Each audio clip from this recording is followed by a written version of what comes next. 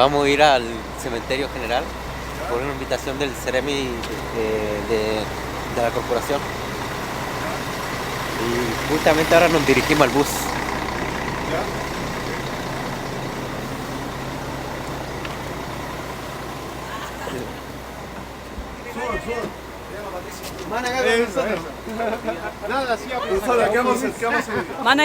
Van a una visita al cementerio para ver el patrimonio, el legado que nos dejaron nuestros guerreros de la Guerra del Pacífico.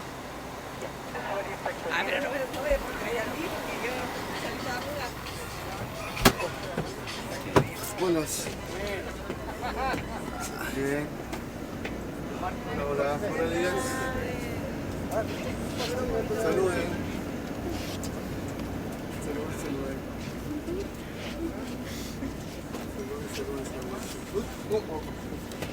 Ya, voy a apagar. ¡Muchachos! Dijo, venga, haz un blog en el cementerio.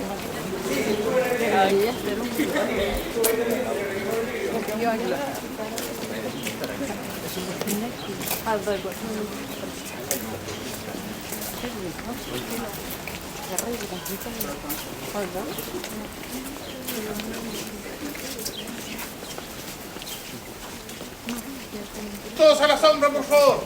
Vamos, Bri. Hola, profe. Eso, a la sombrita donde no les dañe el sol. Todos andan con su botellita de agua, bien protegidos. Muy bienvenidos a la mañana del Cementerio General de Antofagasta. A este recorrido que vamos a hacer a través de la historia, conociendo parte de quienes fuimos, parte de quienes somos y parte de quienes seremos si nos ubicamos aquí y miramos hacia adelante, proyectándonos en las experiencias del pasado.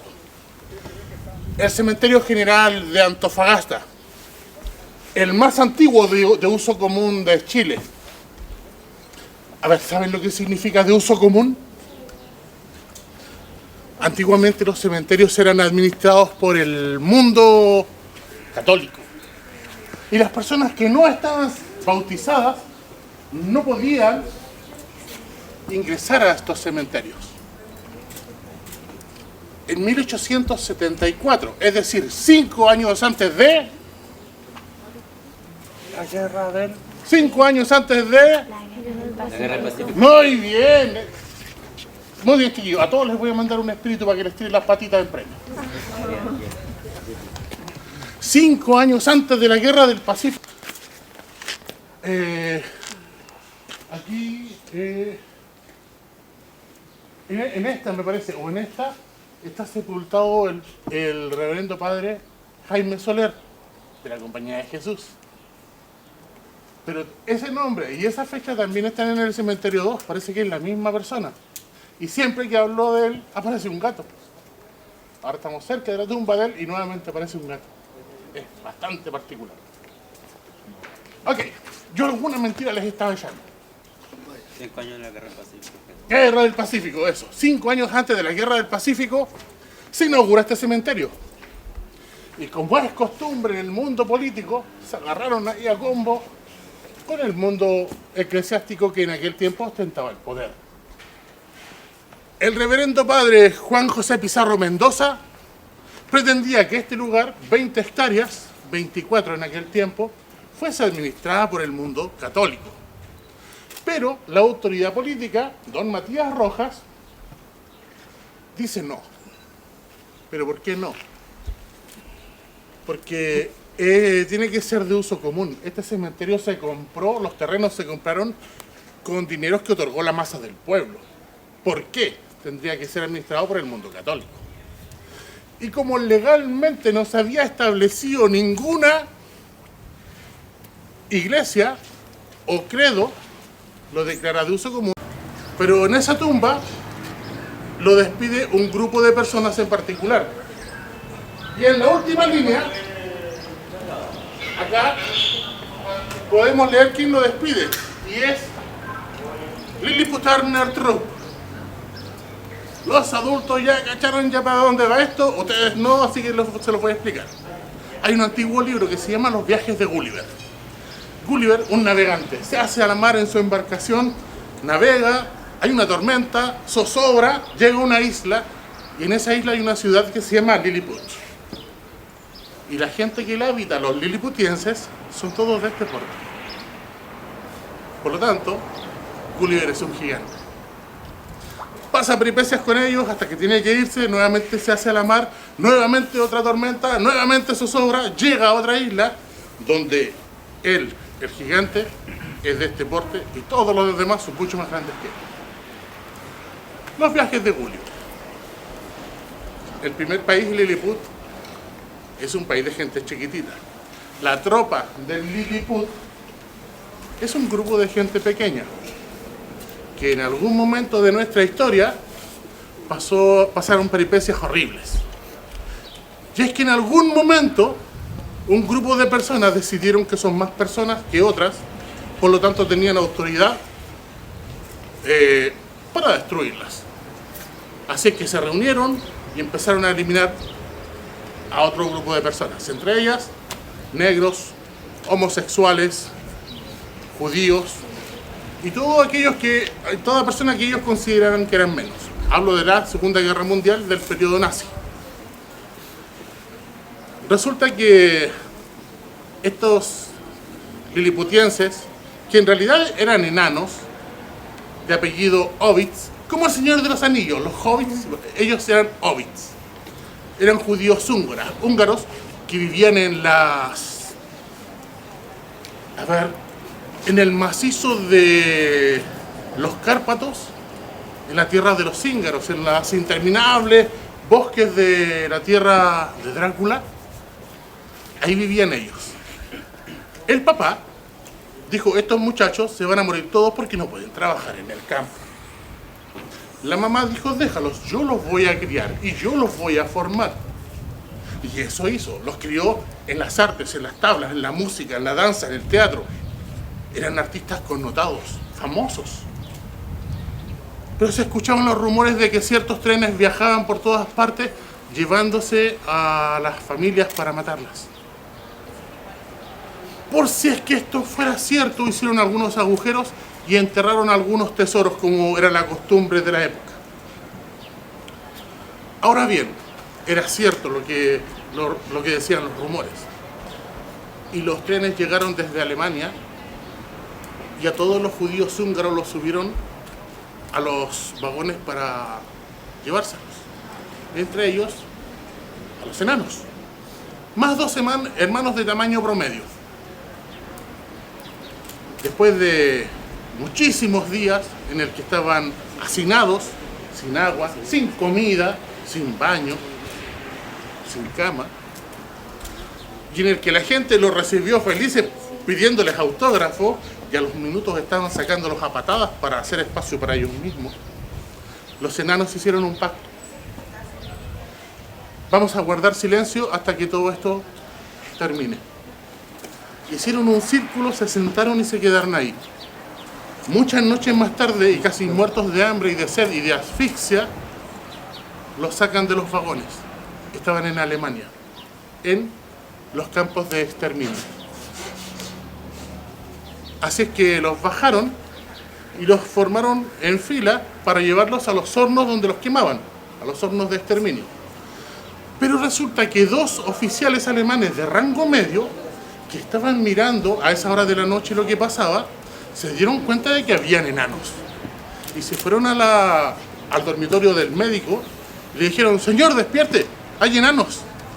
El médico despertó, saltó de la cama, se asomó y vio cómo los enanos entraban uno tras otro en los hornos para ser quemados. Y bajó corriendo, se metió dentro de los hornos, tomó a toda la familia y a los hermanos de tamaño promedio y los sacó. ¿Era un ángel? Sí. ¿Era un salvador? Sí. Y no. Porque esa persona no era otra que Joseph Mengele. La historia lo conoce como el ángel de la muerte. Un profesional que hacía experimentos con seres humanos. Un hombre tan sabio como hermoso, que estudió y aprendió de sus maestros acerca del paladar hendido y el labio leporino. Pero él quería llegar más allá, así que hacía experimentos con seres humanos. Tomó a los enanos y durante varios meses hizo experimentos con ellos, físicos, ginecológicos. Les drenaba la sangre hasta que perdían el conocimiento y una vez que despertaban volvía con la tortura. Pasó mucho tiempo haciendo esto, les sacaba dientes sanos y experimentaba de todas formas con ellos. Hasta que cierta noche toma sus ropajes con los cuales llegaron y les dice: vístanse porque vamos a ir a la ciudad. Los enanos ven sus ropajes, sus maquillajes, se pintan, se visten y hacen un acuerdo. Vamos a actuar como nunca en nuestra vida, porque de esta forma nos hacemos más cercanos a nuestros captores y nos pueden tratar mejor. Después de un par de horas, los camiones se detienen en la ciudad, bajan a los enanos y los llevan por pasadizos hasta que están en un lugar oscuro y dicen: es un teatro, estamos en un teatro. Podían escuchar a la gente, pero no podían ver a nadie, estaba oscuro. Muchachos, tenemos que actuar como nunca en nuestras vidas. Y así nos congraciamos con nuestros captores. Cuando las luces finalmente se encendieron, se dieron cuenta que no era público el que estaba ahí. Eran más médicos y más científicos que venían a hacer más experimentos con ellos. Entre el bullicio que tenían estas personas, alguien levantó la voz y dijo: ¡desnúdense! Y empezaron a subir en grupos para examinarlos. Los científicos se acercaban a ellos y les decían: ¡alégrate! Tu cráneo va a estar exhibido en un museo en Berlín, deberías estar orgulloso. Un par de meses más tarde, el ejército ruso se acerca a ese lugar y los alemanes huyen. Y en un periodo de tiempo en el que era impensable que dos miembros de la misma familia sobreviviesen a este holocausto, todos los enanos sobrevivieron, más los hermanos de tamaño promedio.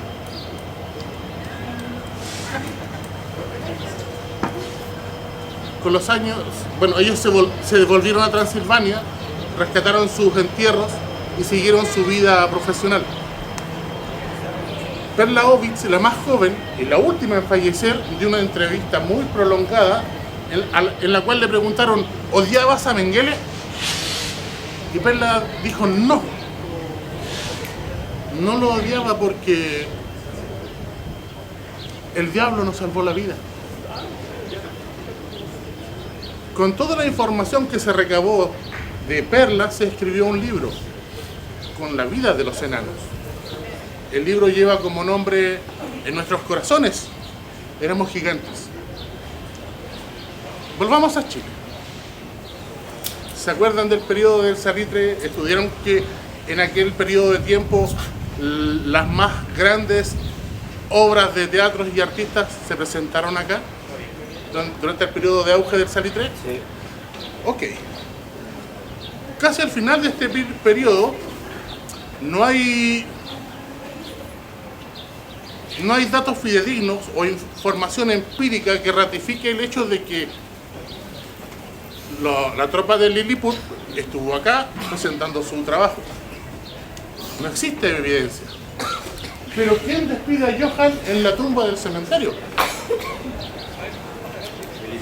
Son ellos, la tropa de Lilliput. Y es bueno que empiecen a mirar la ciudad que está atrás, el portón del cementerio, de otra forma. Porque en un periodo de tiempo en el cual el agua potable se vendía por litros y en carretas, donde no habían útiles de aseo para sus necesidades mensuales, señoritas, no habían medicamentos, no había ropa. Si usted quería bañarse, vaya al océano. Donde no había comida como ustedes la conocen, porque comerse una manzana era un lujo, acá no se cosecha nada. ¿Han escuchado de los antiguos negocios que se llamaban pulpería? Sí. parte de la razón por la cual se llama pulpería era porque la única forma de comer fruta acá era a través de las mermeladas, de la pulpa. Y todo se traía en navíos. Acá nada se cosecha. La vida era difícil. Polulaba en el aire de Antofagasta la tuberculosis, peste negra, peste bubónica, lepra. Y de esa forma, nuestros antepasados nos heredaron esa ciudad que nosotros muchas veces menospreciamos. Porque hay otra cosa que pulula en el aire de Antofagasta. Un dicho. Somos una ciudad que no tiene identidad. Pero en los hechos nos vamos a dar cuenta con las personas que vamos a ver que sí la tenemos. ¿Vamos?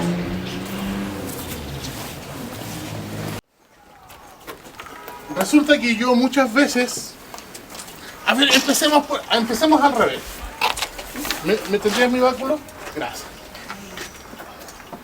Hace muchos años en Chile, pero esto ocurrió en Santiago. La Pollagol o los Raspes dieron el primer premio multimillonario en Chile. Nadie podía creer que tanto dinero se podía recibir jugando a ese juego. Ya no me acuerdo cuál es. Pero era mucho dinero. Si ustedes me preguntan a mí, yo habría comprado puro chubi y lo habría separado por colores.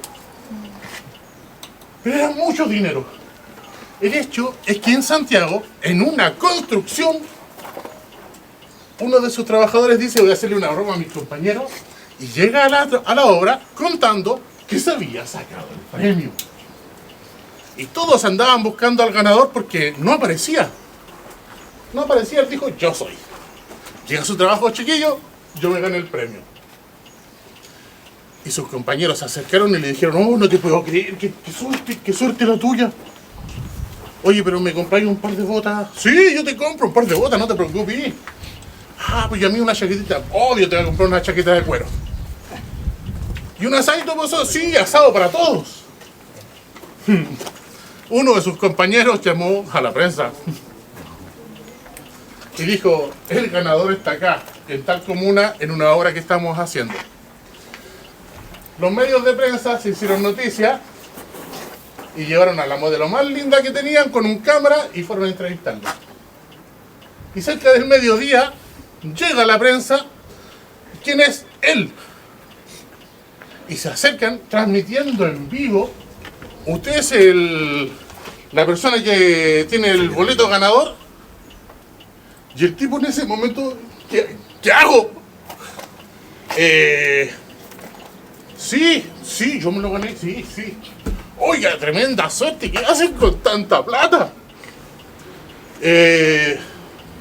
Voy a comprarle un par de botas a él una chaqueta y asado para todos. Oye, qué suerte más grande. En ese momento se enteran a través del canal de que había aparecido el verdadero ganador del premio. Y la periodista dijo: hasta aquí llegó mi carrera. El cámara le dice: no te preocupes. ¿Pero por qué si estamos arruinados? No. No tenemos al ganador, pero tenemos al que no es ganador. Saquémosle partido a esto. Y le sacaron partido al que no era ganador. Fue lo que me pasó a mí. Bueno, este es un paralelismo. Porque estando en este lugar y viendo tumba por tumba, leyendo todas las historias de todas las personas, encontré aquí a uno grande y dije: con esto hago un video para mi canal de YouTube. Porque acá está... ¿Quién es? ¡Oscar Bonilla! Y yo dije: ¡wow! Agarré su historia. Nacido en tanto, hijo de prácticamente aristócrata, estudia en Europa, militar, cargo político, norte de Chile, su regimiento. Y después de que me había aprendido toda su vida, miro las fechas de muerte y no coinciden. Por lo tanto, este es el boleto falso. El que se hizo famoso por no ser quien debería ser. No es Oscar Bonilla. En el colegio nos enseñan, ¿cierto? Lo raro es que no nos enseñan a aprender. ¿Cómo se aprende? Leer es leer. Aprendes. ¿Cómo aprendes? No nos enseñan a aprender, simplemente nos enseñan. Es difícil, porque hay técnicas para aprender, para memorizar rápido. Pero generalmente, por lo menos en mi caso, cuando era chiquitito nos decían hay que aprenderse este poema. Y uno lo leía como repetición y aprendía por repetición igual que los loros. Pero no es la manera correcta de aprender. Este señor me recordó eso. Hay técnicas. Y esas técnicas, cuando sus profesores se las den, apréndanselas. Porque están diseñadas no solo para materia de colegio, están diseñadas para la vida. Técnicas para aprender a vivir. Y la segunda es que en este lugar una bruja fue azotada. Y uno dirá, ah, pero monje, eso es mentira.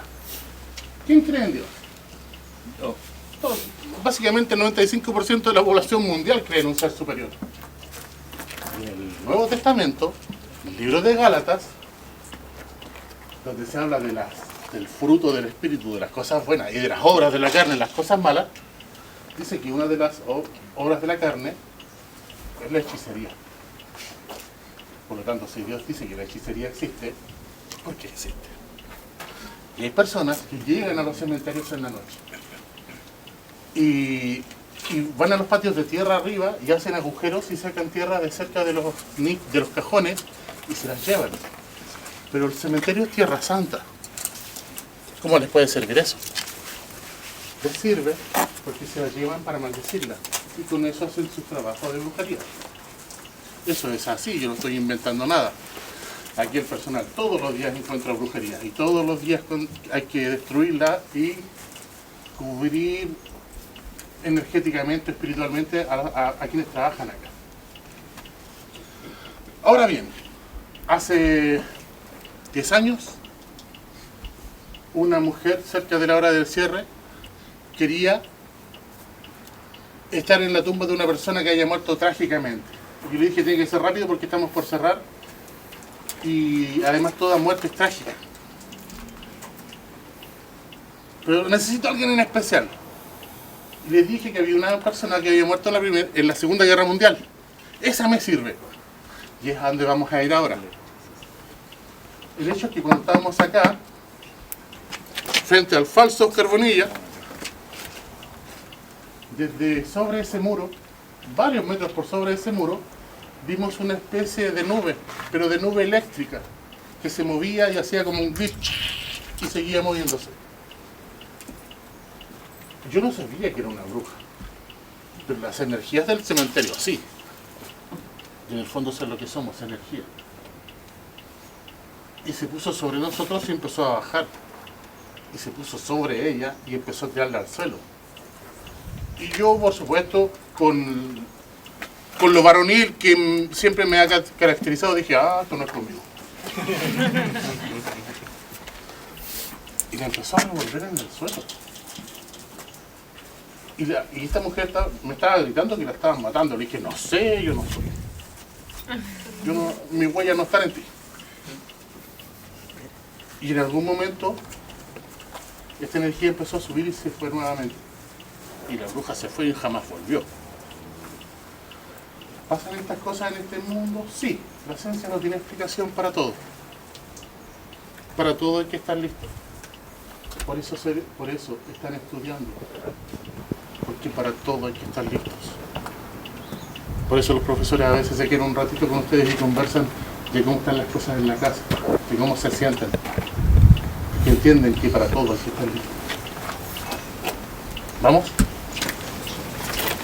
La Primera Guerra Mundial, 1914-1918, mató más gente, costó más dinero y tuvo más consecuencias a largo plazo que todas las guerras de la historia antes que ellas juntas. La Segunda Guerra Mundial, 1939-1945, costó más dinero, tuvo más consecuencias a largo plazo y mató más gente que la Primera Guerra Mundial. En ambos conflictos, frente a frente, siempre estuvo Alemania y el Reino Unido, la Gran Bretaña. A muchos kilómetros de estos países siguen enfrentados, cara a cara, esta vez en la muerte. En el año 2015, a petición de la Embajada Británica, busqué y encontré a don Thomas Byrne. Él era calderero de un barco del HM Lancaster, oficial 2980-25 del ejército de Su Majestad la Reina. Y frente a él, 4 capitanes alemanes, también de la Primera Guerra Mundial, donde está August Schroeder, Carl Richard Theodor Host y otros 2 que están por este lado. Y uno dirá, churra, ya, enfrentados en vida, ahora enfrentados en muerte. Las ironías de la vida, digo yo, las ironías de la muerte. Más irónico aún es que, como dando un guiño al futuro y de algo que ya vimos, justo debajo de los capitanes alemanes, justo abajo, hay un judío, despedido por quienes amaban en su letra, en su lenguaje natal. Ironías de la muerte. ¿Sigamos? ¿Sabían ustedes que en algún punto de la historia la naval de los Estados Unidos salió arrancando de la naval de Chile? Probablemente sí. Está complicado esto, ¿cierto? Pero pasó. ¿Cuándo pasó? Ok. La Armada de Chile siempre ha tenido un navío con el nombre blindado Capitán Prat. Siempre. El primero que se mandó a hacer en los astilleros europeos fue cuando Chile entendió que había un conflicto porque Bolivia y Perú tenían un tratado en caso de un conflicto bélico. Así es que envían a construir un barco en caso de una eventual guerra. En Europa empiezan a construir este barco. Chile entrega las especificaciones que pretendía que tuviese el barco. Pero empezó la guerra. Europa tuvo que declarar neutralidad por el estado de beligerancia que tenía Chile por la guerra del Pacífico. No podía entregar armas, pero siguió construyendo el barco. En Chile, cuando muere Prat, en Europa estaban construyendo la cabina del capitán de ese barco. Así es que le pusieron blindado Capitán Prat. Ese blindado Capitán Prat, que fue el primero que tuvo Chile, jamás llegó a Chile. Porque después de la guerra, y cuando empezaron los rumores de la guerra civil del presidente Balmaceda, mandaron a personas de Europa a ver cómo estaba el barco. Pero el barco no cumplía con las especificaciones que Chile había solicitado. Así es que no lo quisieron. Lo rebautizaron como Tsukushi y lo vendieron al Japón. El segundo blindado Prat que tuvo Chile, que fue el primero que sí llegó a Chile, era un barco especial. Y esto no es el término cuando uno es muy nacionalista. Patriota. Ya me voy a acordar. Era un barco bastante especial, porque fue el primer barco en la historia de la humanidad cuyo armamento se activaba 100% de forma electrónica. Era un monstruo para la época. Ahora sí les explico. En algún momento de la historia, Estados Unidos bajó porque quería tener poder del canal de Panamá. Y Panamá pidió apoyo. Y adivinen quién dijo voy. Chile. Chile tomó a sus barcos, el blindado Capitán Prat, al Esmeralda, no confundir con la Esmeralda, y subió, Y cuando Estados Unidos vio que venía la naval chilena, salió arrancando. En ese blindado Capitán Prat, que años después fue reacondicionado y que después fue buque escuela o madre de submarinos, trabajó y murió en actos de servicio el sargento primero artillero Roberto Vilches, muerto en servicio activo a bordo del blindado Capitán Prat a la edad de 40 años, el 16 de diciembre de 1918. Pequeños detalles que tiene la Guerra del Pacífico que no son mencionados.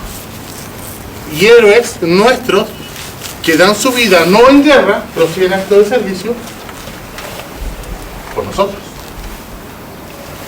Y que tristemente están olvidados y desconocidos por la mayoría. ¿Sigamos?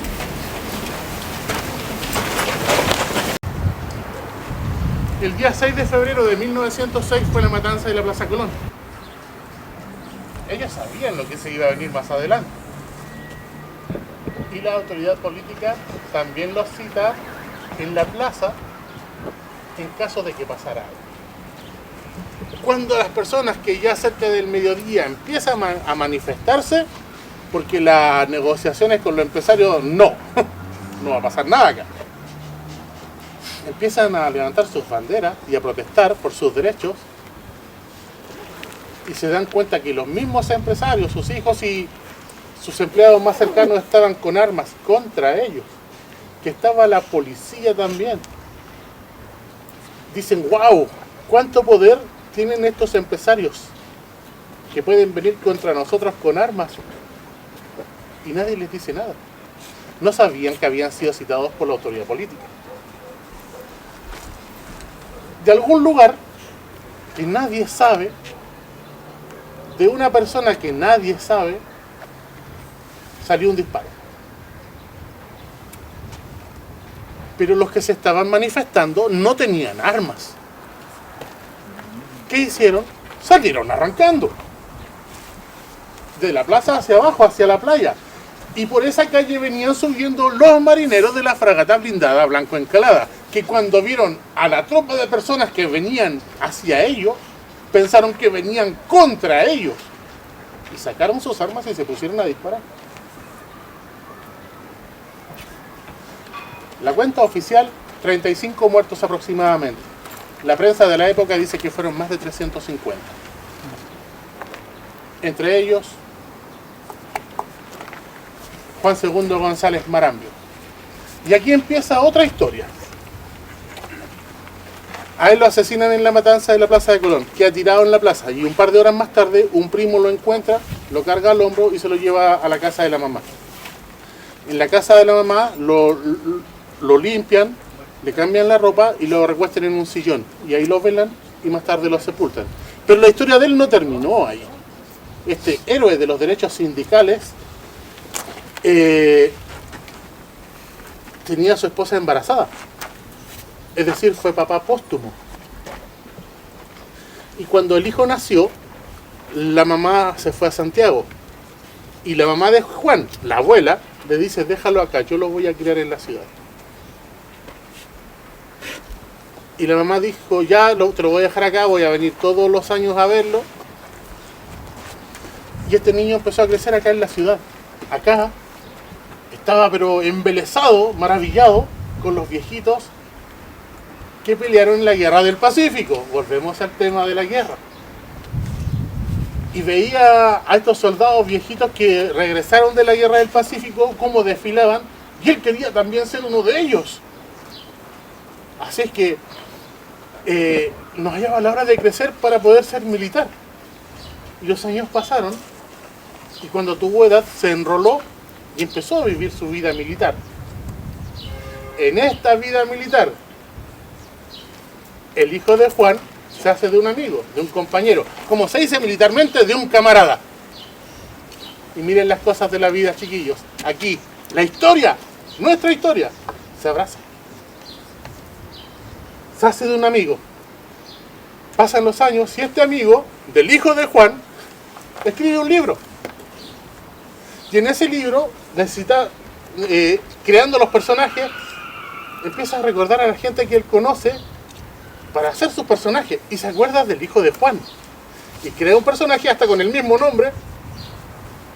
Y le coloca la personalidad de él, las características, cómo hablaba, cómo se movía. Y crea un personaje para su libro. ¿Saben de qué libro estoy hablando? Por eso les digo que aquí la historia se abraza. Ese libro se llama Adiós al séptimo de línea. Ahora, tanto la Guerra del Pacífico como la matanza de la Plaza Colón tiene aristas mal contadas. ¿Se acuerdan de la persona que vimos allá? Que se hizo curaciones en su casa y días después murió a causa de la matanza. ¿Cuándo murió? 31 de abril de 1906. El 31 de abril de 1906. Y eso es imposible. No puede ser. Porque abril tiene 30 días. ¿O no? Y la segunda parte de una historia mal contada, ¿lo vemos, Juan? Lo vamos a ver un poquito más adelante. Ok. Pasemos un día más adelante. Febrero 7, 1906. En la tarde. ¿Ubican dónde está DIM? Las intersecciones de las calles Prat con Mata. ¿Cierto? ¿Ya? Ok. Hay una lámina metálica gigante donde sale el Padre Hurtado también. Ok, ahí. En aquellos tiempos, en ese lugar habían casas habitaciones. En esa esquina vivía un matrimonio boliviano con sus hijos. Y como les contaba antes, días después de la matanza de la Plaza Colón, los empresarios andaban buscando a los trabajadores para matarlos y los trabajadores a los empresarios. Y en la tarde, un muchacho, un joven, caminaba por Prat con Mata y se topó con una turba de trabajadores del ferrocarril. Ahora, ¿por qué hay que pensar? Porque el ser humano como ente individual es inteligente, pero la masa es tonta. Todos verán, se acordarán las imágenes de las películas de Frankenstein cuando había toda una turba de gente con antorcha. La masa es tonta. Por eso ustedes tienen que pensar como entes individuales. Ese día 7 en la tarde, un muchacho caminaba en Prat con Mata y salió una turba de trabajadores del ferrocarril. Y adivinen de qué lo acusaron. Él produjo el primer disparo que acabó con la muerte de todos nuestros compañeros.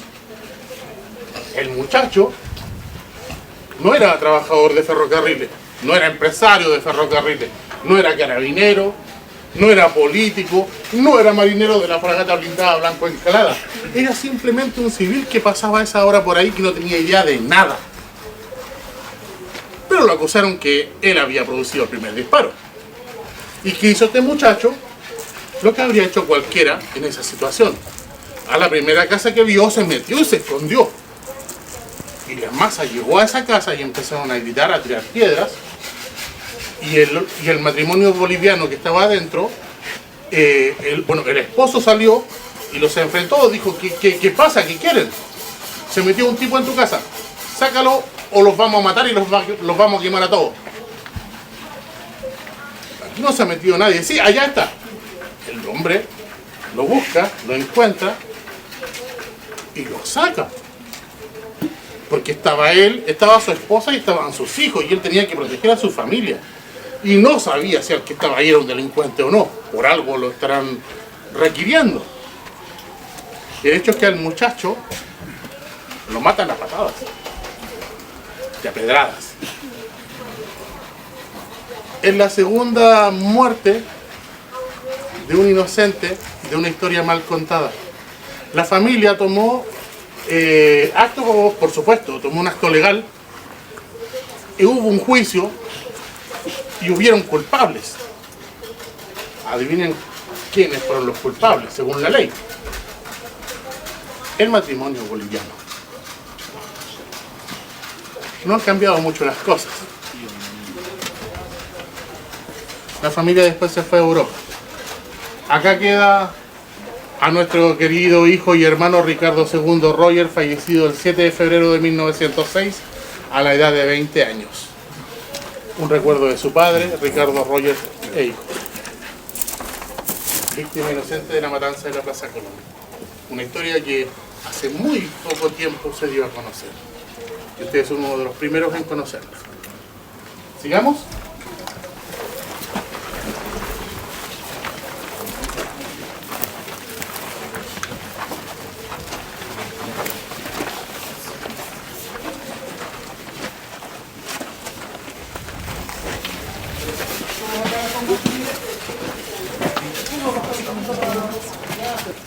En este cementerio hay dos mujeres héroes. Veamos la primera. Eloísa Zurita, activista latinoamericana y una de las principales feministas del norte de Chile. Ella atravesó la matanza de la Plaza de Colón defendiendo a los trabajadores del ferrocarril. Los 8 o 10 días posteriores a la matanza se le denomina la Semana Roja. Durante este periodo de tiempo asesinan al esposo de Eloísa Zurita, se cree como represalia por haber defendido a los trabajadores del ferrocarril. Eloísa Zurita, en un tiempo en que las mujeres trabajaban prácticamente como esclavas, las reúne, las sindicaliza, lucha por sus derechos, empieza el trabajo acá, en Antofagasta, todo empieza acá. Empieza el trabajo para que la mujer pudiese tener derecho a voto en Chile. Eso nace de ella. Ella envía la carta a la señora Cafarena en Santiago para que ella siguiera la lucha allá. Pero todo empezó acá, con la mujer nortina. El cementerio general de Antofagasta por aquellos tiempos tenía una carroza funeraria, hermosa, pero era solo para las personas de estratos sociales altos. Todo lo demás con carreta. Encontró que era injusto, así es que juntó firmas, dineros y voluntades y compró la primera carroza mortuoria para que todos tengan una sepultación digna. ¿Conocen la iglesia de San Francisco que está en esa dirección, camino a la Muni? Sí. ¿Se han dado cuenta que en el campanario hay unos círculos blancos? ¿Saben ustedes qué son esos círculos blancos? No. Eran relojes. Relojes que Eloísa Zurita, también con la firma de voluntades, dineros y apoyos, reúne dinero para poner relojes en los campanarios para que los empresarios dejen de robarle el tiempo a los trabajadores. Era una tremenda mujer. Tremenda mujer. En un principio les dije que había reunido a las mujeres y la había sindicalizado. No solamente en vida, en muerte también. Porque en esta avenida Héroes de Hurtado, que tiene mucho que ver con el segundo combate naval de Antofagasta, hay dos mausoleos de color rosa. Y ambos pertenecen a mujeres.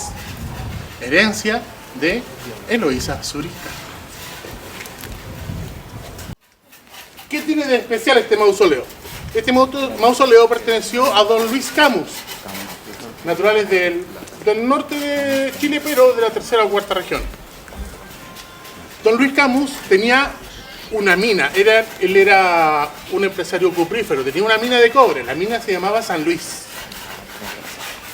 Y más que una mina era un pique, era un agujero en la tierra. Lo que pasa es que cierto día, mientras el ascensor con las herramientas bajaba al pique, la piola de acero que lo sostenía se trabó.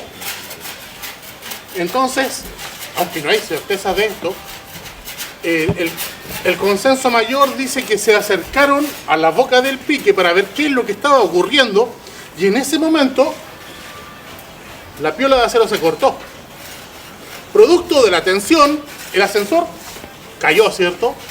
Pero producto de la misma tensión, la piola de acero subió. Y don Luis Camus perdió absolutamente todo de aquí para arriba. ¿Por qué es importante don Luis Camus? Era minero, ya murió y porque era importante. ¿Conocen la casona Camus, ubicada en calle Bolívar con avenida Argentina? Ahí donde penan, tocan el violín, en algún momento fue prostíbulo. Se llama casona Camus porque pertenecía a don Luis Camus.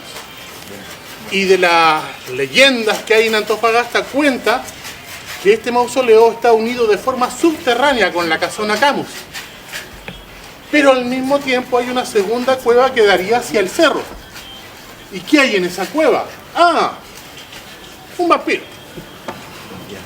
Pero, ¿para qué don Luis Camus iba a tener un vampiro?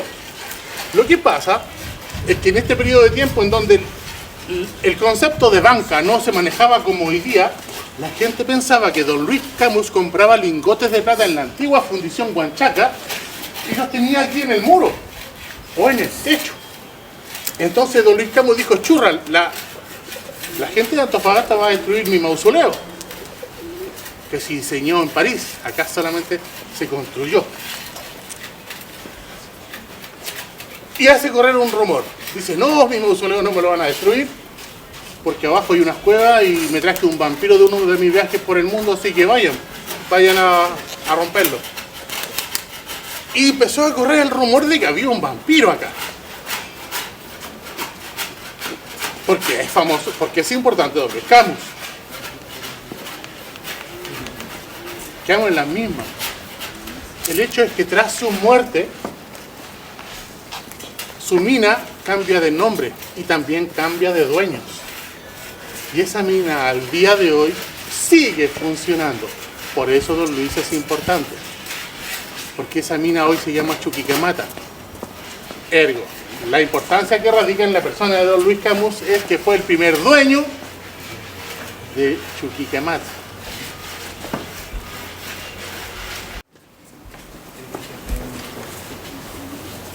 El mausoleo que está a su derecha, firmado como terminado en el año 1921, el blanco de acá, el blanco que está acá,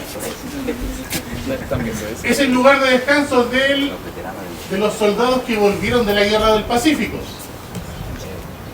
Ahora bien, ustedes ya son muchachos grandes, hay cosas que les puedo contar que a otros cursos no. Cuando las tropas chilenas empiezan a moverse desde el sur hacia el norte para la guerra, los que se movieron no fueron precisamente soldados. En un principio sí, pero los que vinieron a luchar eran mapuches, yaganes, mineros, agricultores, zapateros, sacerdotes, mujeres y niños.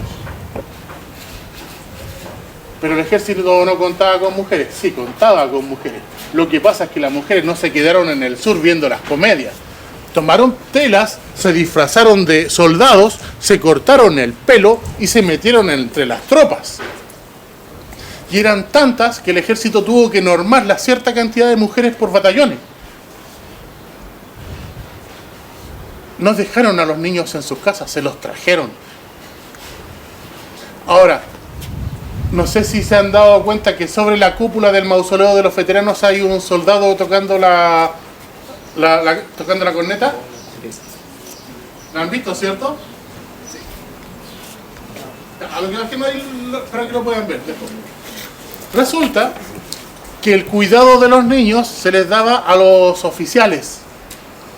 Los oficiales se quedaban con los niños y les enseñaban a tocar el tambor o la corneta de tal forma que cuando ellos, los oficiales, necesitaban pasar información a la soldadesca, ve y toca tal himno, tal marcha.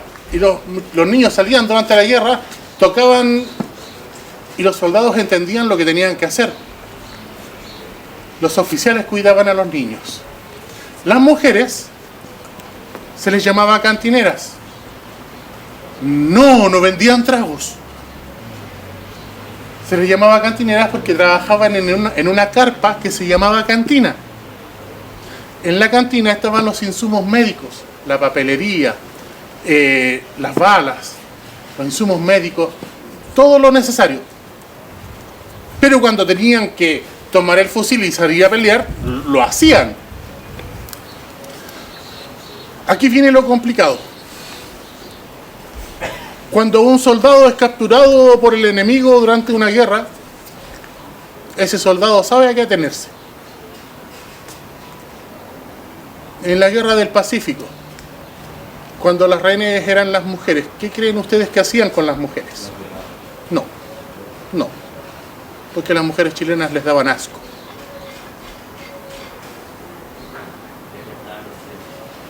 Las tomaban entre varios soldados, les tiraban las ropas, las desnudaban y con pedazos de latas de la comida le cortaban los senos y las tiraban para que murieran desangrándose. O simplemente tomaban 3 piedras, sacaban la bayoneta de su fusil, la paraban entre las piedras y a las mujeres las sentaban para que murieran en la pica de la bayoneta. Eso hacían con las mujeres. A los niños se violaban. Dentro de ese mausoleo hay una gran cantidad de soldados chilenos que murieron en la Guerra del Pacífico. Pero hay una reina también. Hay una mujer. Su nombre es Matea Silva, enfermera del regimiento Atacama. Tenía cerca de 85 años cuando un periodista le hizo unas preguntas y ella dijo: sí, yo luché con el general Baquedano. ¿Qué? Y ahí se supo su historia. Y tiene su lugar de honor en este mausoleo. Es la segunda mujer héroe que tiene este cementerio. Aquí voy con todo esto. Que aunque el Estado, no me refiero al gobierno, al Estado, ha oscurecido esto. El ejército no habla mucho de esto. Pero la verdad es que sin la participación de mapuches, yaganes, panaderos, agricultores, sacerdotes, mujeres y niños, esto no se llamaría Chile. Y es tiempo que al hablar de la Guerra del Pacífico, las mujeres ocupen el lugar que les corresponde. Porque en la guerra los hombres se vuelven locos. La guerra vuelve locos a los hombres. Y las mujeres no solamente eran soldados, eran las madres, las amigas, las hermanas, el hombro donde los hombres lloraban.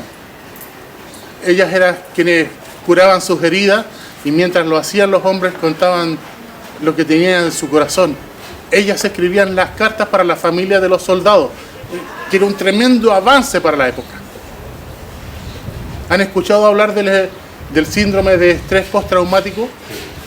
Que es una condición que viven las personas que viven eventos traumáticos. En aquel tiempo el término no estaba acuñado, pero la sintomología existía. Y el soporte emocional, el cable a tierra de los soldados chilenos fueron sus mujeres. Por lo tanto, el trabajo de la mujer en la Guerra del Pacífico es inconmensurable. Ese es su lugar. Así que, Matea Silva, a usted y a todas las mujeres que nos legaron este pedazo de tierra,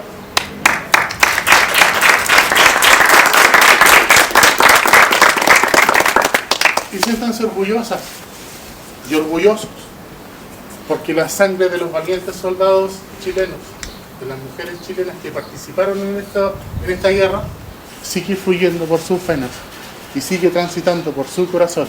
Esa es nuestra herencia.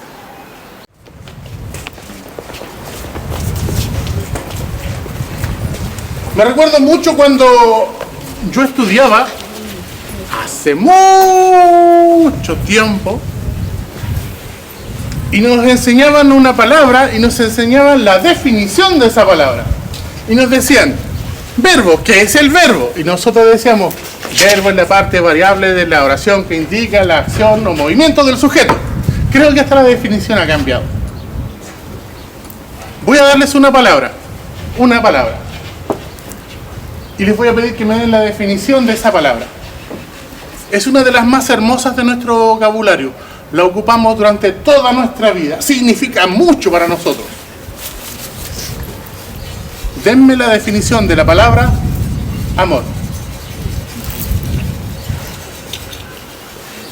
Tú estuviste en el tour, así que tú no contáis. ¿No? Y aquí uno, es aquí cuando uno dice churra, algo malo está pasando. Amor es una palabra latina y compuesta, donde a es anti o en contra, y mor es precisamente muerte. Amor es en contra de la muerte. Por lo tanto, si es en contra de la muerte, es vida. ¿Han escuchado cuando dicen que Dios es amor? ¿Qué están diciendo que es? Vida. Vida. Amor es lo que las señoritas que están acá adentro ejercieron durante todas sus vidas.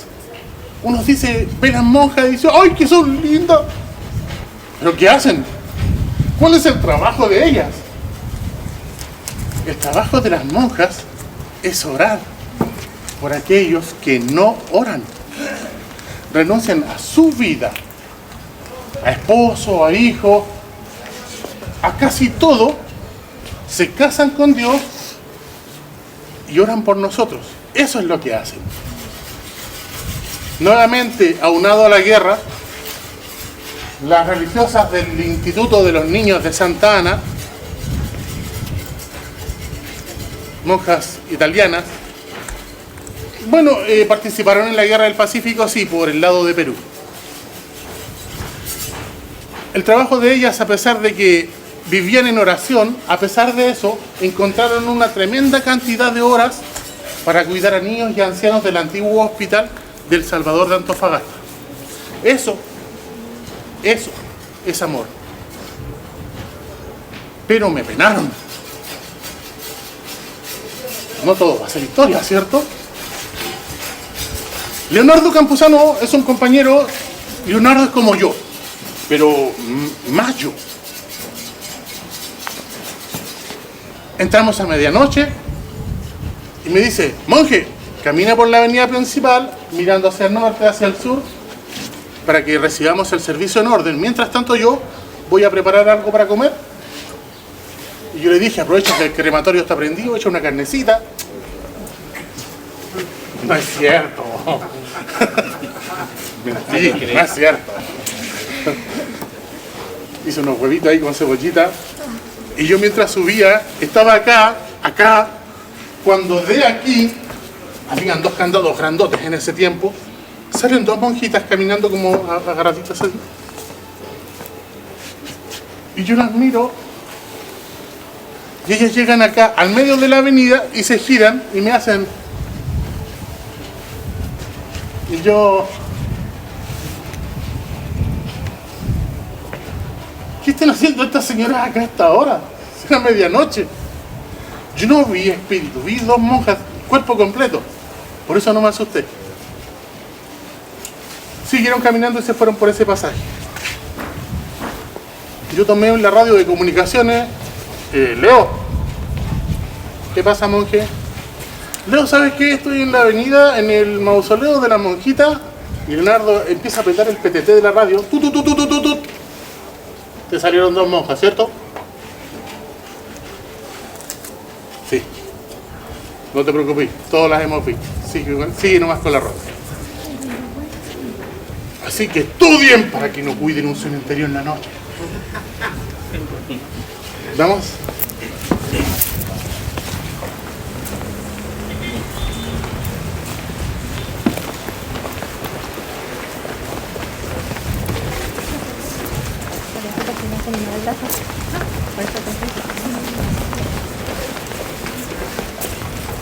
A grandes rasgos, mausoleo de la familia de la Vega.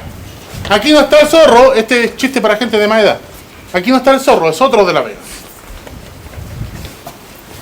Y no le expliquen, que déjenlo, que sufra.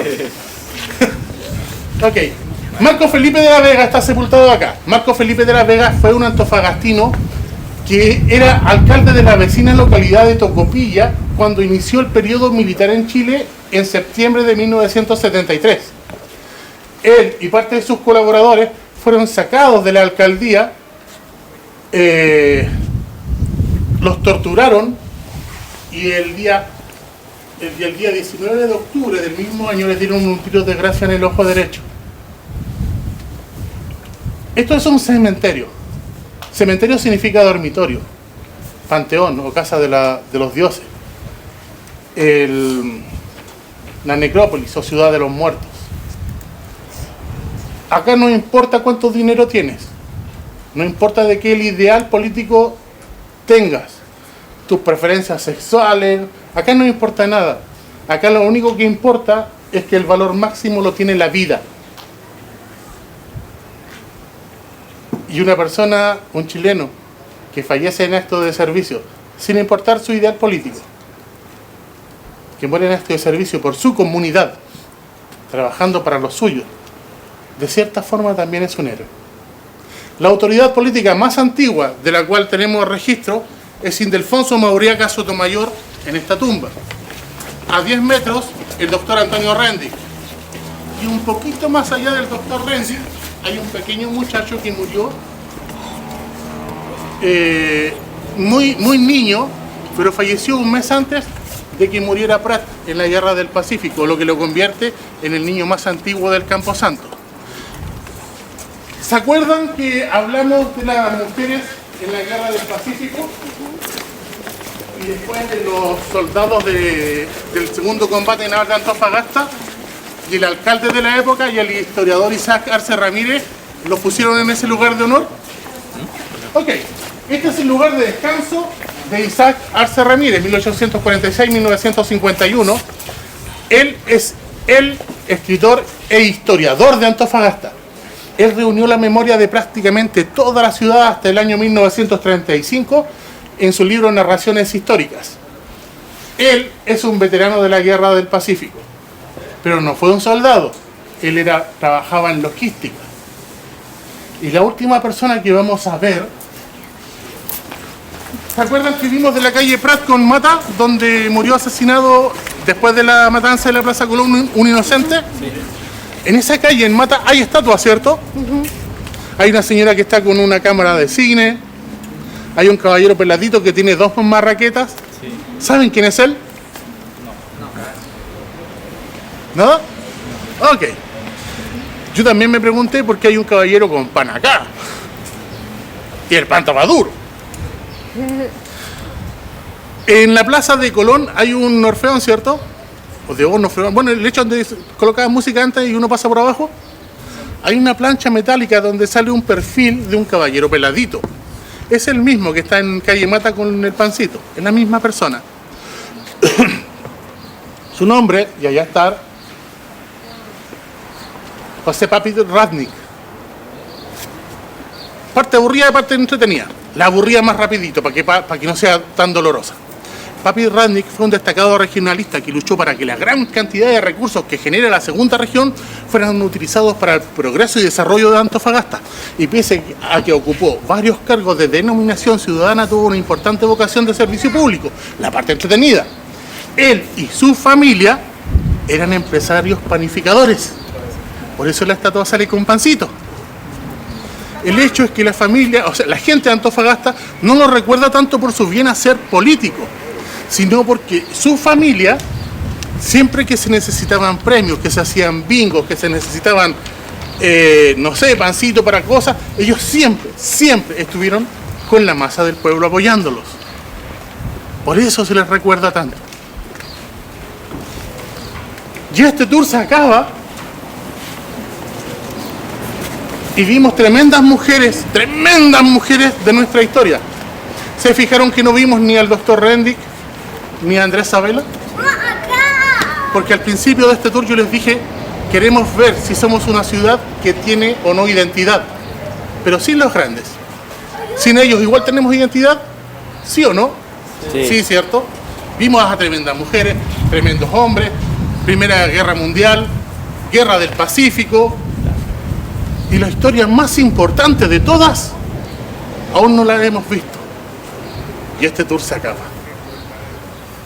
¿Cuál es la historia más importante de todas?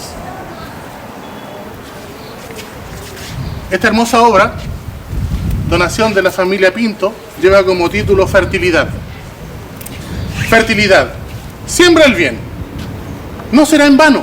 En el momento oportuno, y Dios premiará tu mano dándote el 100 por 1.